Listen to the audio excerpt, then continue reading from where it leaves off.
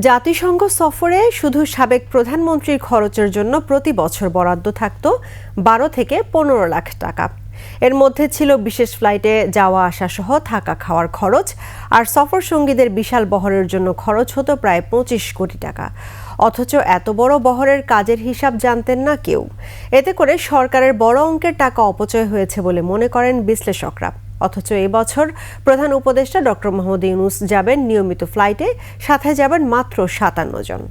প্রণব চক্রবর্তীর রিপোর্ট। জাতিসংঘের ৭৯তম সাধারণ অধিবেশনে যোগ দিতে ২৩ সেপ্টেম্বর নিউ ইয়র্কের উদ্দেশ্যে রওনা হচ্ছেন প্রধান উপদেষ্টা ডক্টর মোহাম্মদ ইউনূস। একটি বাণিজ্যিক ফ্লাইটে নিউ ইয়র্কে পৌঁছাবেন তিনি। শুরুতে ৭ জনের কথা বলা হলেও তার সফরসঙ্গী হিসেবে থাকছেন ৫৭ জন। অথচ শেখ হাসিনার আমলে তার সফরসঙ্গীর তালিকায় থাকতেন ১.৫ থেকে ৩০০রও বেশি কর্মকর্তা, ব্যবসায়ী, দলীয় নেতা থেকে শুরু করে সাংবাদিকরা। আমি যেহেতু কাজ করেছি জাতিসংঘে, আমার অভিজ্ঞতায় বলে যে এটা আর একটু কম হতে পারত।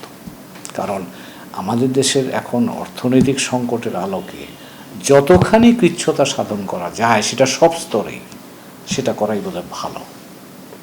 এ ধরনের সফরে শুধু শেখ হাসিনার জন্যই চার্টার্ড বিমানের টিকিটে খরচ হতো প্রায় ২ লাখ টাকা। নিউ ইয়র্কের গ্র্যান্ড হায়াত বা ওয়ার্ল্ডফো অ্যাস্টোরিয়া হোটেলে প্রতিদিনের খরচ প্রায় ১ লাখ টাকা। সফরসঙ্গীদের বিশাল বহরের পেছনে খরচ গিয়ে পৌঁছাতো ২০ থেকে ২৫ কোটি টাকা, যা স্রেফ অপচয় ছাড়া আর কিছুই নয়। ওয়ালটন টেলিভিশন মাত্র ২৫,৪৯০ টাকায় পাচ্ছেন গুগল টিভি। কোন উদ্দেশ্যে যাচ্ছেন, ওখানে যে কি করছেন, বাংলাদেশের অর্থনৈতিক বাণিজ্যিক বিভিন্ন যেসব ইস্যুগুলো আছে সেগুলো নিয়ে সেখানে কাজ করছেন নাকি কেবলমাত্র সফরসঙ্গী হয়ে যাচ্ছেন, এটা কিন্তু স্পষ্টতা ছিল না। আমরা শুধু দেখেছি যে একটা বড় সংখ্যক ২০০, কোনো সময় ১৫০ এরকম যাচ্ছেন। এখন কিন্তু মোটামুটিভাবে যারা যাচ্ছেন তারা কি কারণে যাচ্ছেন, কেন তাদের উপস্থিতি নিউ ইয়র্কে এটা প্রয়োজন, সেটা কিন্তু একটা স্পষ্টতা আছে। বিশ্লেষকরা বলছেন, গতানুগতিকতার বাইরে এসে প্রধান উপদেষ্টা ডক্টর ইউনূসের এমন সফরে আন্তর্জাতিক মহলের দৃষ্টি যেমন বাংলাদেশের দিকে ঘুরবে, তেমনি অনন্য দৃষ্টান্ত হবে দেশের জন্য। প্রণব চক্রবর্তী, ২১শে টেলিভিশন, ঢাকা।